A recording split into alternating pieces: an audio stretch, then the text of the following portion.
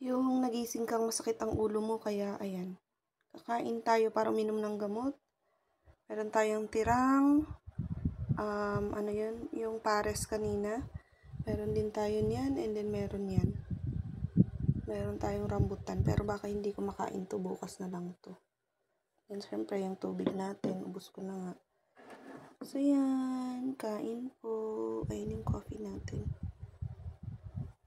Kain ulit. Bansa, bawal po talaga kayo mapagreklamo dahil kailangan po talaga ng taas ng pasensya mo dito sa ibang bansa. Lalong-lalo na po kagaya po namin na nagtitipid po kami, hindi po namin kaya magbayad sa ibang tao para daw po ito para sa amin. And yes guys, continue lang po talaga para walang katapusan yung araw, yung goals po talaga namin na malibot lahat ng pintura. Ito po yung sa kabila, makikita nyo, hanggang dito lang po kami. Kasi kahapon, naramdaman ko na po, na tumuyo na siya. Sabi ko kung you have to stop. So lucky, hanggang dito lang kami. Hindi na po namin dito pinulayan. Or continue po tayo sa likod. Sobrang ganda ng kulay. Siguro kahit sa kwarto po, ang gandang kulay na green. Parang nakaka-relax po siya. Hindi masakit sa mata ang gandang kulay.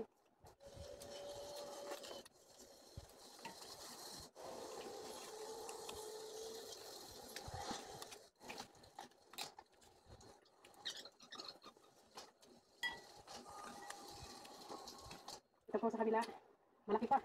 Malaki pa ang trabahuin. Before and after. Saan yung mas gusto niyong kulay?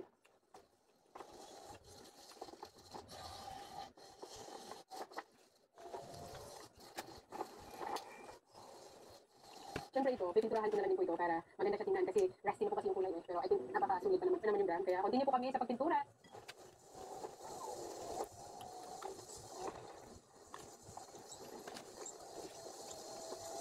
And at last, ito na po ang final look niya. What do you think po guys? Medyo basa pa po ito, hindi pa po talaga super dry. But I think, mas prepare ko po ang gantong kulay kumpara po before. For me, at agree din po. So guys, ito po yung before and then after. Decide po kayo kung saan po ang mas maganda. At dahil nakauwi na po si Sylvester, straight away, ito po yung routine niya. Pinapalabas niya po yung mga fries niya manok. I love the chicken so much. Let's Chucky!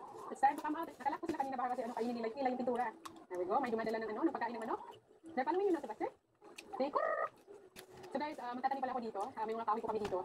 Ito po ay gagawin ko pong protection sa aming garden. Makikita niyo po later on kung ano po ang gagawin ko po dito. Grabe yung project. Ganyan po ka-friendly yung manok namin. Yes, sobrang galing hulihin. Naku, nagra-ride na. Siguro kung ako din yung manok. Hindi ko alam kung gusto ko mag-ride. Is it that? You think the chicken like it? Yung isa. Kahoy po tayo dito.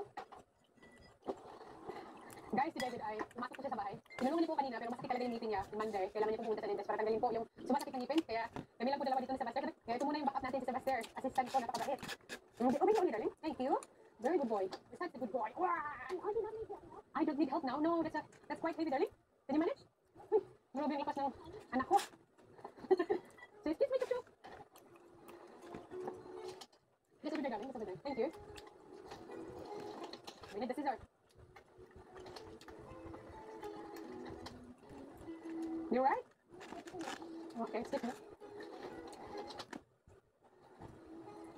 Have to dig this one.